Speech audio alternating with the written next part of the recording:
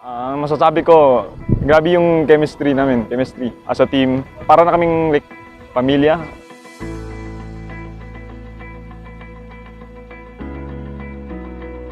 Hello, I'm Mark Jessar Tobias, number 4, team captain of the UP Men's Football Team.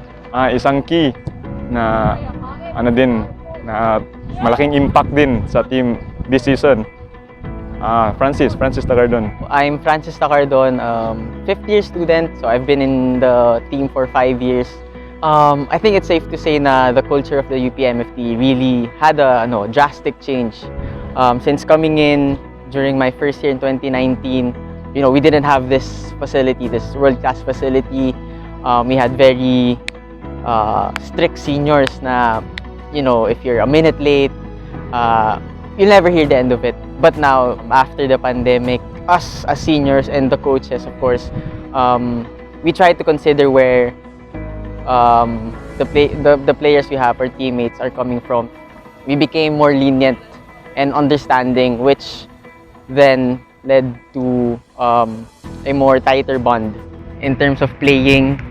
So since we have like a family-like bond nga, we know how each other play talaga. So let's say I know how Ramil plays, I know how this player plays.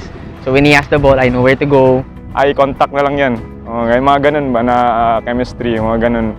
And then, tapos pag mag-defending naman, like salo talaga yung isa't isa. Hindi kami pumapayag na isa lang magdedepensa sa 1v1. Ayaw talaga. Dapat 2v1 talaga lagi yan. Dapat may kasama ka talaga lagi. Si Coach Poy, our coach, siya yung start ng lahat ng yan. So, Coach Poy, when we had the camp, siya pa yung nag-aaya sa amin na let's play cards, let's do this, let's eat together, let's have breakfast together, ganon, kwentuhan tayo. So, he really started it and then we just followed.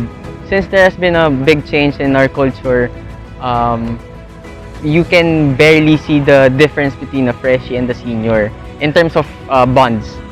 Hi, I'm Ramil III K. Bation. I'm the striker of UP Men's Football Team and I'm a freshman. Sa tulong din ng mga seniors namin, parang pinaintindi ako nila na ganito sa UP. Pina-feel nila sa akin na welcome talaga ako dito. Tapos every time na kung saan sila pupunta, sinasama ako ganun. Tapos tinutulungan nila ako sa on and off the field. Coach always reminds us na remember who you're playing for. He always tells us na you're playing for your teammates, you're playing for your family, which is the team then. If may problems kayo during the game, just look at the team, look at the even the players na who aren't in the lineup na nanonood lang, just look at them, remember them, and then that will push you to do your best talaga. Siguro, expect nyo na mas mag-score kami ng maraming goals since yan yung challenge namin. Yung paraan na ginagawa namin as a team ngayon para ma-overcome namin yung challenge na yun is, ini-encourage namin yung isa't isa. So, it really pushes us na no matter what, we're a family. Diba? So, we'll always have each other's backs kahit anong mangyari and laban hanggang sa dulo.